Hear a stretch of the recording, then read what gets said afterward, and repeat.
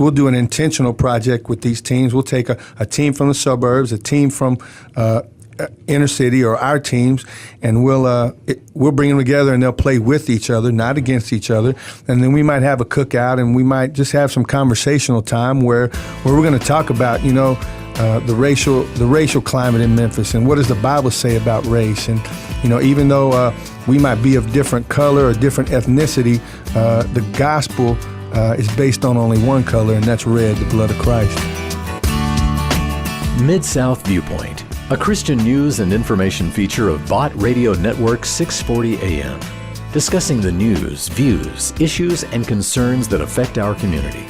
Join us now for today's edition of Mid-South Viewpoint. We want to use sports as a vehicle to introduce them to the gospel of Jesus Christ. We want to use sports as a vehicle, but we also we want to use sports in such a way that we teach, and we take every teachable moment that sports and provides to give them a little nugget based on the gospel, and to use sports to turn their hearts toward Christ. Our goal going into next year through a program we call Diligence is that every elementary student who walks through our doors will do their homework. And that's an unbelievable thing, because so many kids that we deal with, picture a kid who doesn't have the habits and doesn't do their homework. So when they go to school tomorrow, they have that pressure of, I hope the teacher doesn't call on me because I didn't do my homework. I don't know what we're talking about. And that just leads to high dropout rates. So if we can take a kid, a young person, they walk through the door, elementary age, and they know, I'm going to do my homework today, then we're going to be, the habit-forming activities are going to be increased. They're going to go to school with a greater sense of purpose because they know I can do my homework. And I like to say, too, that how do we expect a child to read the Bible if they have a hard time reading anything? Mm-hmm. And so we want to help them academically, and that's our goal, that every child that comes through our door does their homework every day, every elementary child. What our Diligence program does is it breeds confidence, and then it also breeds consistency. So I get excited because I see elementary school kids struggling. We provide a way to end the struggle, so to speak, or deal with the struggle and overcome it. And then by the time that kid gets in high school, he understands what it means to be a student athlete if he decides to pursue sport. So it makes a really big difference in the home and all of that. And if there's an older sibling, he can also pass that down to the younger siblings as well. You don't have to become what they call, quote, a product of your environment. You can step outside the box. And so what our organization also offers is ACT prep, to get them ready to go to college. And I think that's such a huge factor, just to have that tool there, to where as you go through our Diligence program, well, guess what? That's not the end. When you get to 12th grade, you can go on into ACT prep. You can get that in 10th and 11th grade, and so as they go through that helps them understand what it takes to go to college.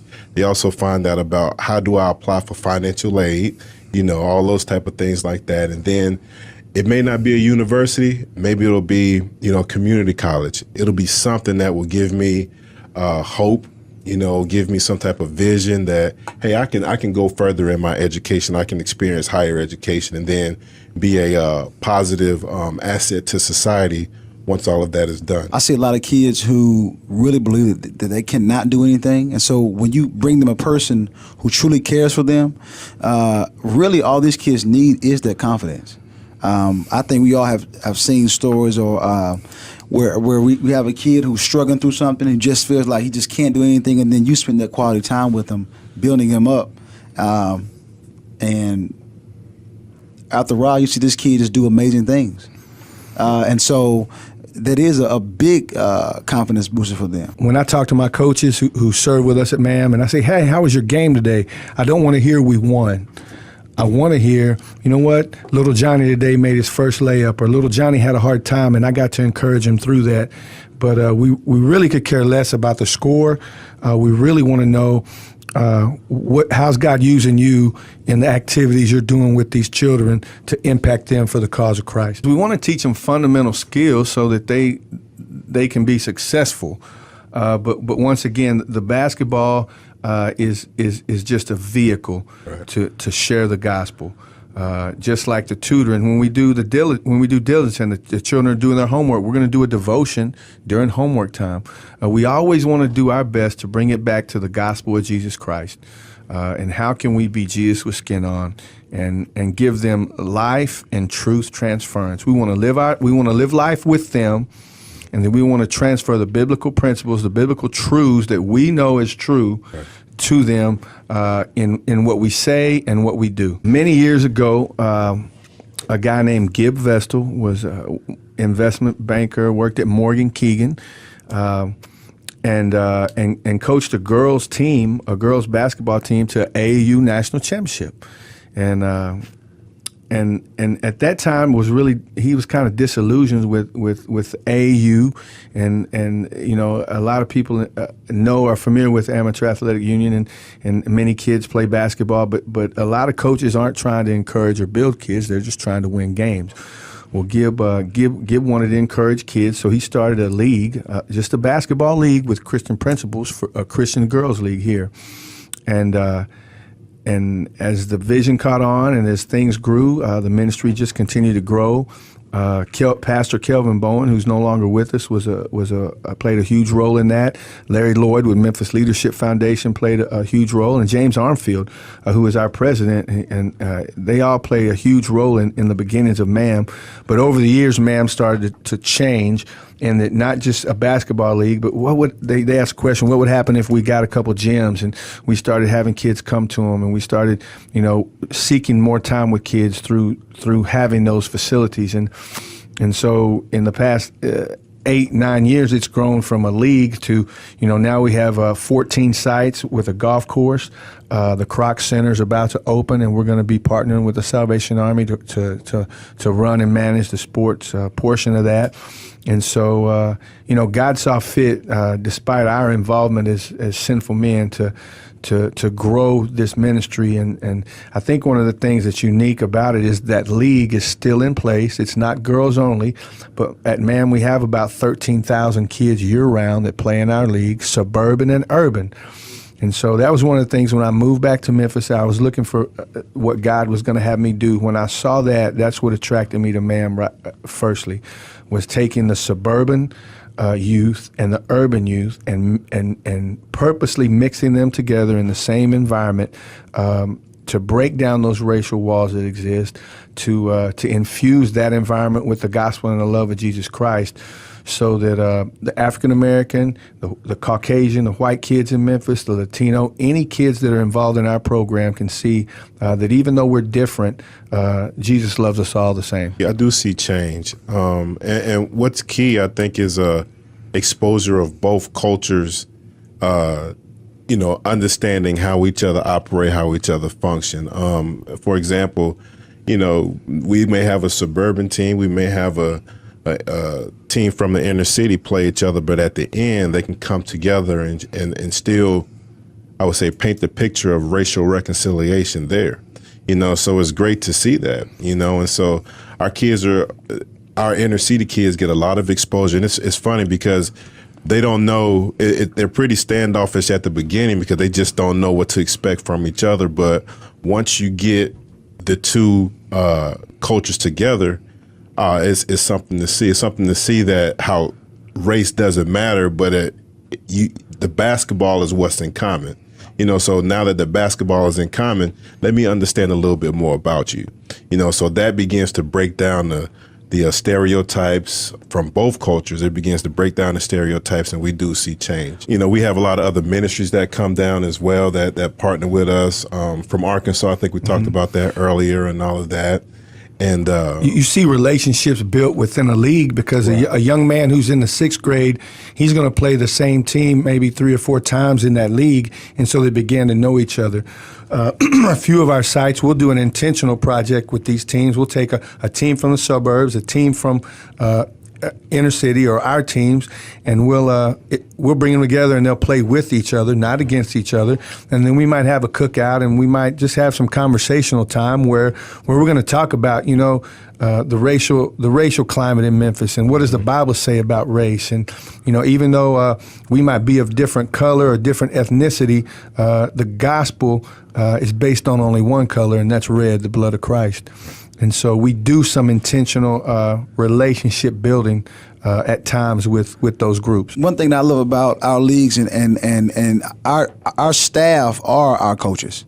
And the great thing about that is we purposely have created a league that have Christian principles. The thing I love when I first got to MAM and I did my own site coordination of a game. Site coordinator means pretty much, you control everything in that game, everything from the referees to the crowd. And that's one thing that's in our contract as our own league is that we control that. We talk to the parents before the game. Listen, this is a Christian league. I would appreciate if you keep all your negative comments to yourself. Please do not talk about anybody else's kid out here. Everybody's kid is loved by Christ. And so, that's our biggest thing. We do a speech to the parents, and then we do a devo to the kids, and then we do a speech to the coaches. Just to let them know that we need no boos, we need all encouragement, because your child will not go pro tomorrow. I guarantee that. And this is the greatest thing I love about it. And we've gotten so many other teams involved, so many people involved in our leagues because they enjoy the environment. They know that if any parent and or adult gets out of line, that we will be there to say, excuse me, sir, we're not about that. So on occasion you do find maybe a parent? In occasion you will find a parent, who is kind of out of control, kind of upset. Kid got fouled, 5-year-old game, kid got fouled, ref didn't call it. And it's like, ma'am, please can you calm down, because just telling them this is what you're here for, to encourage your child to be here with your child. And really, the children play off the adults' emotions. I've seen plenty of games where the parents are quiet and the game just goes smooth sailing. So for us, our big thing is we want to present a league that parents can be proud of and kids can be safe in and encouraged in, and I've seen great fruit from us doing that. And as we continue to pour into our kids and things like that, they are able to go home and say, Mom, it's funny because there was I laugh because there's one story that I have here. The kid had been coming to our program, and he was in the car with his mother, and the mother was having a unpleasant conversation with somebody else on the phone, and she used an expletive. And the kid was like, Mommy, we can't talk like that, because I learned here that everything that should come out of our mouths should be to encourage someone or to be pure, have pure speech and all of that. And so it's those little simple things that kids take home to their parents to say, hey, there's some change with me, so maybe there can be some change with you. And so our kids are able to do that. One particular instance I think of is we play our league at multiple gyms at MAM, but this last year we started playing games at Greenlaw, and so what that meant was that the youth that attend that Greenlaw facility, before we played games at their gym, they always traveled, but once we started playing games at their gym, that meant they had a home game. And so the community was abuzz about, we're playing at our gym. We had more parents start to attend the games and come on Saturday afternoon to watch their kids. Not only moms or dads, but grandmothers and aunts. And so what it did is the community there started to have a sense of pride about that gym, more so than they had before, because they played there and because groups were coming from outside to their facility. And so as that started to happen, we started to have more touch points with those parents, more touch points with them, which is multiple opportunities to love on them and to share the gospel with them. We have a tremendous staff at every one of our facilities. We have over 45 people full-time and about 35 or 40 part-time, but we have a tremendous staff. We have a system that actually tracks attendance. So every child that enters the door, we track their attendance, what days they come, how many times a week they come. We can hand our staff, when they go to the school to do a school visit, they can get the top 50 kids that come to their gym every week by name, so they know to go to the school and look for little Johnny or look for Susie. And so We have a tremendous staff. The system's in place, and one thing that Gib Vestal really brings to the table with his expertise is that diligence in tracking this information.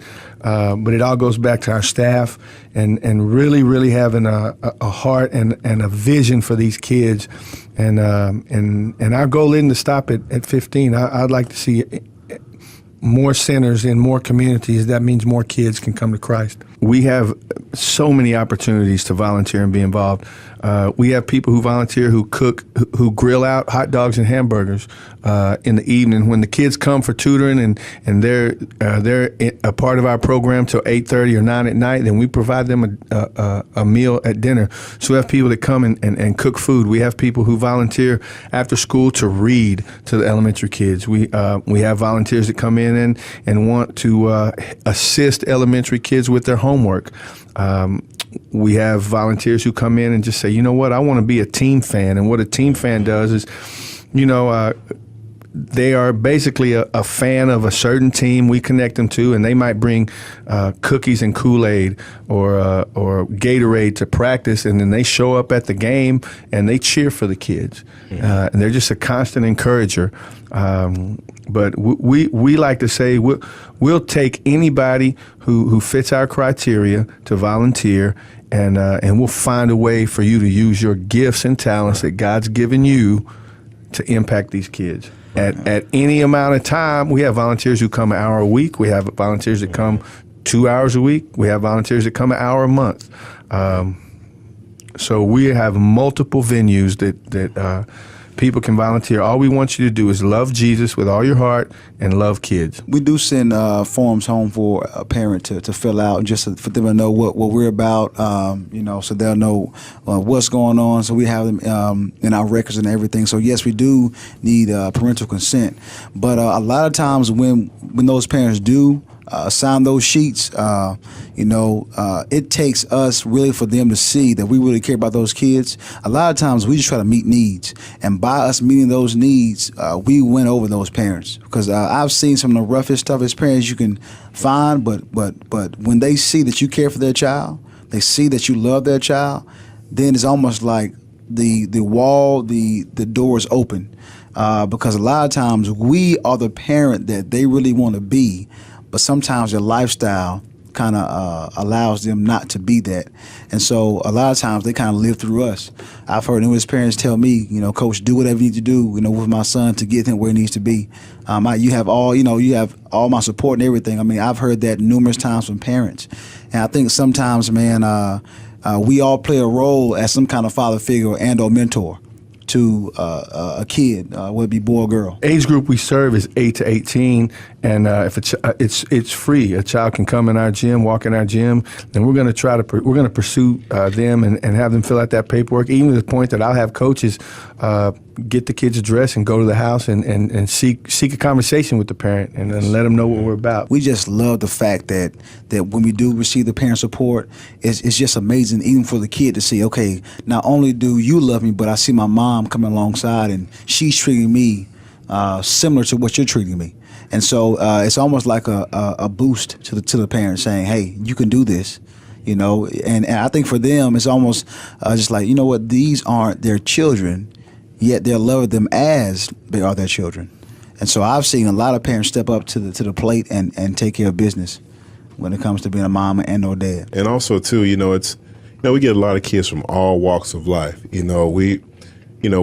Every kid need love. I don't care, love and support and some type of mentor in their lives. I don't care if you come from the poorest of Memphis to the middle class or the upper class, you still need some type of support. And so that's pretty much what we offer. So it's awesome. We want everybody to come at our gym to see that it's fun to be a Christian. It's fun to serve the Lord. And Vince Alfonso does a tremendous job at our golf course. But we do. Our staff is comprised of people who dream, who think out of the box, and we want to make things fun and exciting for these kids. And I like to say, if you come into our facility and you're not having fun, something's wrong. And so let's fix that. www.mamsports.org. And we're also on Twitter. You can call 901-744-6261. That's our main number to our the Grizzly Center, which is our main facility. Thanks for listening to Mid-South Viewpoint. If you'd like to join the conversation, you can email us. Our address is wcrv@botradionetwork.com. This has been Mid-South Viewpoint, another Christian news and information feature from Bot Radio Network 640 AM.